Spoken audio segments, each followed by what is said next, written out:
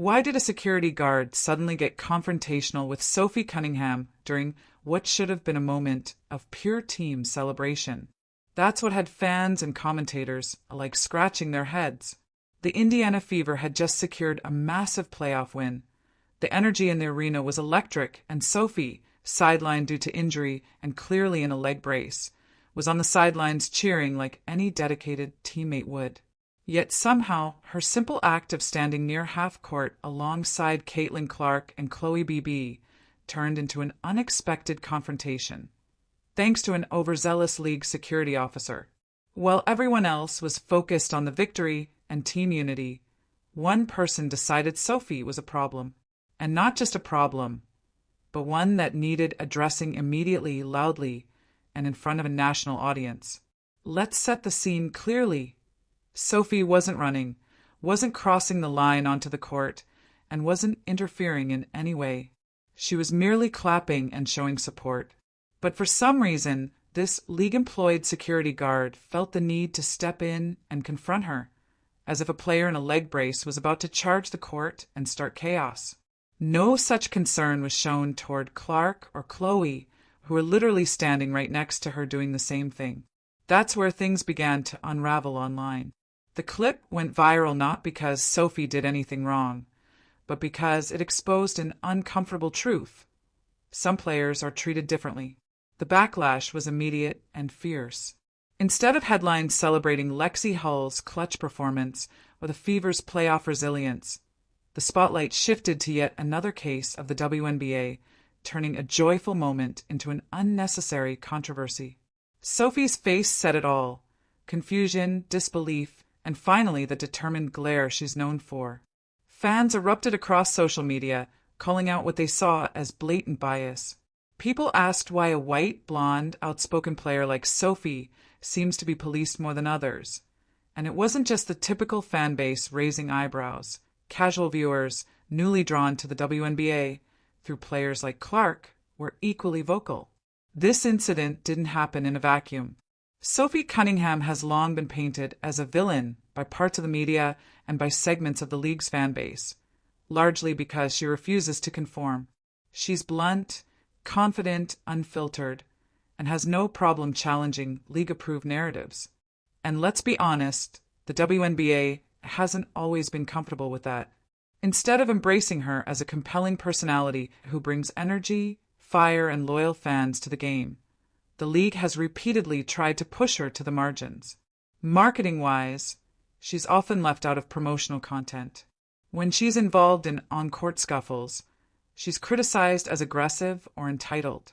Yet when other players show similar intensity, they're celebrated as passionate leaders. That's the double standard.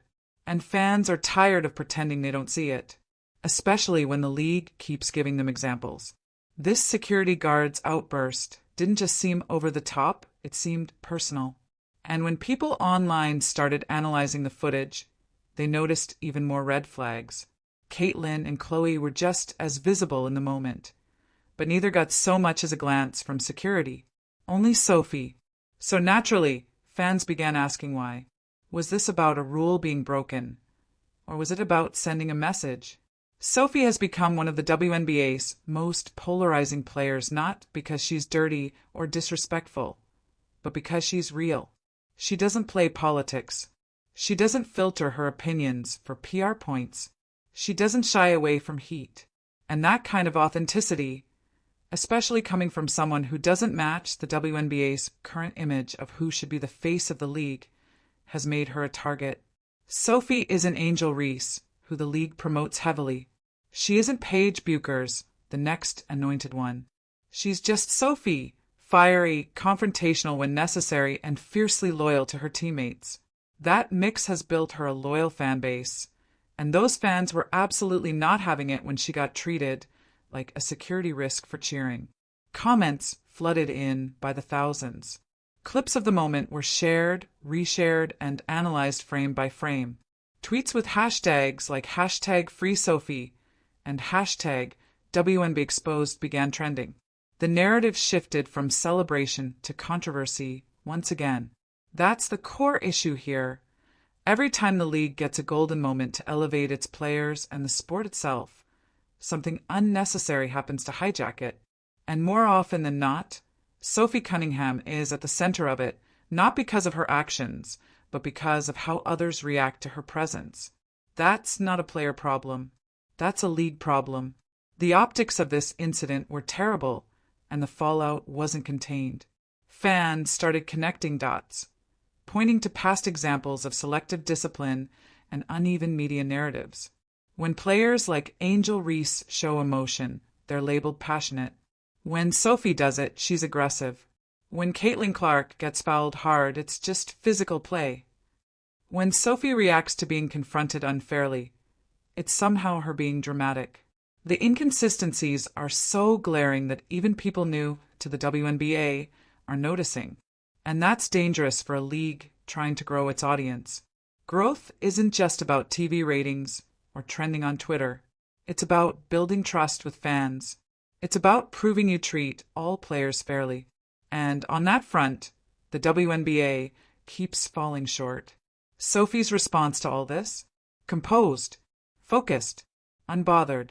She didn't go on a social media rant. She didn't release a statement.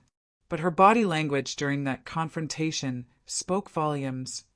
You're not going to intimidate me. And her fans loved her even more for it. Instead of fading away, the support for her only grew stronger. Every clip, every meme, every comment added more fuel to the fire. The league had a choice in how to handle the fallout. Address it professionally, acknowledge the overreaction, or double down. So far, silence. And silence, in this case, sounds a lot like complicity. That brings us to a bigger question. What message does the WNBA want to send? Because if players like Sophie Cunningham are going to be treated like outsiders for simply not playing by the PR rulebook, the league risks alienating a massive chunk of its fan base. And not just Sophie's fans, but people tired of seeing obvious double standards play out on national TV. Commissioner Cathy Engelbert came under fire almost immediately, with fans and even media voices questioning her leadership. When people are more focused on off-court drama than on-court excellence, something is broken. Lexi Hull had a brilliant game. Aaliyah Boston showed star-level grit. The Fever pulled off an impressive playoff win, without their biggest star in uniform. Yet all of that was overshadowed by one ridiculous incident that didn't need to happen. And here's the most frustrating part. Sophie's crime was caring about her team, cheering, supporting her teammates from the sideline in a leg brace. That's it. That's what sparked this entire situation. If that's what counts as crossing a line in today's WNBA, then the problem isn't with the players.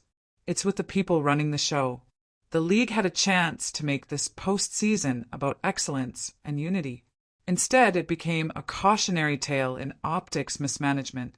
The attention should have been on Lexi's clutch shots, on the Fever advancing without Clark, on the pure adrenaline of playoff basketball. But thanks to one unnecessary power trip by security, fans walked away with a very different memory. And that memory says more about the state of the WNBA than any press release or highlight reel ever could. Hollywood buzzing called it as it happened. No filter, no fluff. And as far as fans are concerned, this isn't going away. The momentum is building, and every time Sophie is treated like an outsider, her fan base grows louder. So the question now is simple. Will the league evolve, or will it continue to sabotage its own moments? Time will tell, but fans won't forget.